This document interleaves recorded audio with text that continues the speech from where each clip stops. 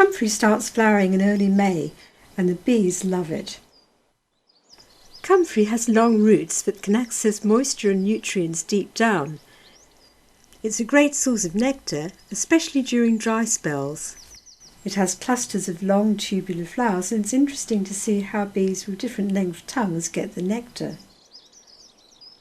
Garden bumblebees were some of the first visitors. They have long tongues and they suck nectar out from below. Carder bees, which have medium-length tongues, also get nectar by stretching their tongues into the flowers. And here's a tree bumblebee at work. The hairy-footed flower bee also gets nectar from below. This isn't a bumblebee, but a solitary flower bee, and you're looking at the female. Short-tongued bees can't reach nectar from below. Instead, they use their mandibles to bore a hole near the base of the flower and then suck nectar out. This is regarded as robbing, as they get the nectar without pollinating the flower. Well, this one is a buff-tail. Other species that rob include the early bumblebee and the white-tailed bumblebee. Garden bumblebees lost interest in Comfrey once the other bees started robbing. Some visited foxgloves where there was less competition, but we saw at least one robbing the Comfrey. Boring holes makes a mess of the flowers, which become quite tatty looking. Bumblebees rob from many tubular flowers. Here there are an aquilegia and firecracker. You can encourage them away by growing plants that they can land on.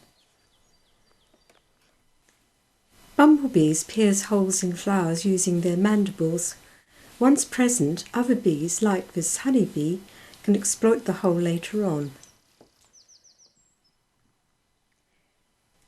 Comfrey is a great source of pollen. The bees must buzz to release it.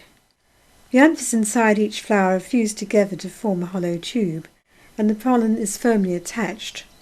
When a bee buzzes, the air inside the tube resonates, freeing the pollen. Some of it lands on the bee. To buzz, the bee clings to the end of the anthers and then moves its flight muscles rapidly. You can hear the difference in pitch between buzzing and flight.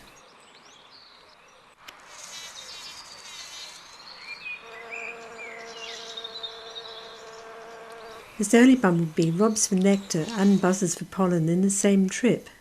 It moves the anthers and also transfers pollen when it clings on to buzz, so the flower is pollinated after all. Large bumblebees like this buff-tailed queen buzz at the same pitch as a little early worker, but the volume is louder. Watch how she packs the pollen onto her pollen baskets. Bees buzz to pollinate on lots of species. Here's one on a rose. And buzz pollination is useful for tomato growers. While the flowers are self-fertile, growers get higher yields when bees buzz pollinate.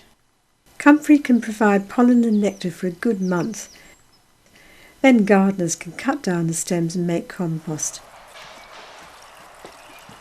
Of course, comfrey is hardly a show plant, but it has its uses, and the bees love it.